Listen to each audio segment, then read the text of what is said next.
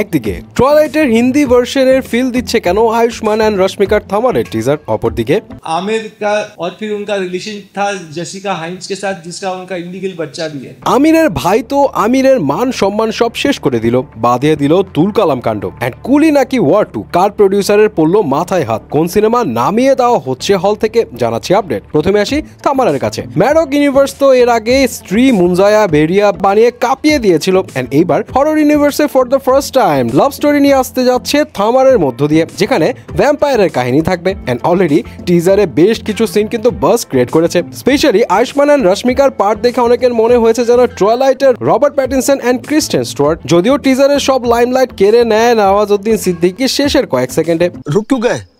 पिछले 75 सालों से कोई रोमांस नहीं देखा मैंने। কিন্তু আমিরের মিস্টার পারফেকশনিস্ট এন্ড ভালো মানুষওয়ালা ইমেজের তো 12টা বাজিয়ে দিচ্ছে তার ভাই ফয়সাল খান। যদিও এই দুজনের মধ্যে সম্পর্ক যে ভালো না এইটা নতুন কোনো ঘটনা না, কিন্তু বিগত কয়েক সপ্তাহ ধরে আমির খানের বিরুদ্ধে সে নানা রকম অভিযোগ এনে চলেছিল। ইভেন এমনও বলেছিল যে আমির খান তাকে বন্দী করে রাখতো। কিন্তু এইবার তো প্রেস কনফারেন্সে কাহিনী ঘটিয়ে দিল ফয়সাল খান। সে জানায় তার সঙ্গে তার পরিবারের কোনো সম্পর্ক নেই। এর অন্যতম কারণ আমির সহ তার পরিবারের সকলে, এমনকি তার নিজের মাও চাপ দিচ্ছিল তাকে তার আপন খালা মানে মায়ের আপন বোনকে বিয়ে করার জন্য। এন্ড যখন সে বারবার এই প্রস্তাব প্রত্যাখ্যান করলে পরিবারের সবার সঙ্গে তার সম্পর্ক খারাপ হয়ে যায়। এন্ড সে এটাও জানায় এরপর সে একটি খোলা চিঠি লিখেছিল তার পরিবারের উদ্দেশ্যে, যেখানে সে জানিয়েছিল তার বোনের 3 বিয়ের কথা, তার বাবার 2 বিয়ের কথা। এন্ড আমির যে রিনার সাথে ডিভোর্সের পর জেসিকা হেন্সের সাথে সম্পর্কে জড়ায়, তাদের একটা অবৈধ সন্তান আছে এইটা উল্লেখ করে। এন্ড এসব জিনিস ফাঁস করলে তার পরিবার তার উপর অনেক ক্ষিপ্ত হয় এন্ড তাকে এক প্রকার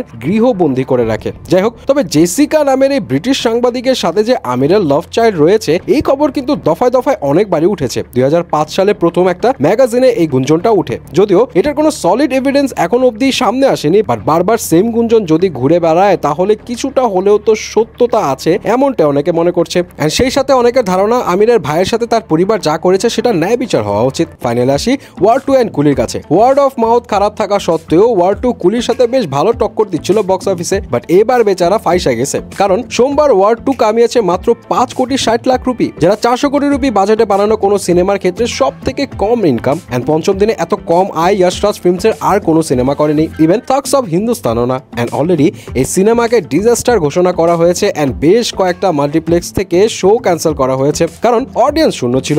সিনেমার ট্রেড অ্যানালিস্টরা বলছে এইটা যেহেতু অলরেডি 131 কোটি রুপি কামিয়েছে, এটা লাইফ টাইম কালেকশন 175 কোটি টাকার বেশি যাওয়ার সম্ভাবনা নেই। অন্যদিকে কুলি মুভির 5 দিনে বক্স অফিসে গ্রস কালেকশন 400 কোটি রুপি প্লাস। এন্ড পঞ্চম দিনে ইন্ডিয়া থেকে কামিয়েছে 12 কোটি রুপির একটু বেশি, যদিও অনেকখানি পতন হয়েছে কারণ এর আগের দিন কামিয়েছিল 35 কোটি রুপিরও বেশি। সো ধাপ করে 23 কোটি রুপির পতন কিন্তু মোটেও ভালো ইঙ্গিত দেয় না। যদিও ওয়ার্কিং ডেতে যে ইনকাম ড্রপ হবে এটা তো নর্মাল একটা বিষয়। যাই হোক, আসল কথা হলো ওয়ার 2 থেকে অনেকখানি এগিয়ে আছে এই কুলি মুভি।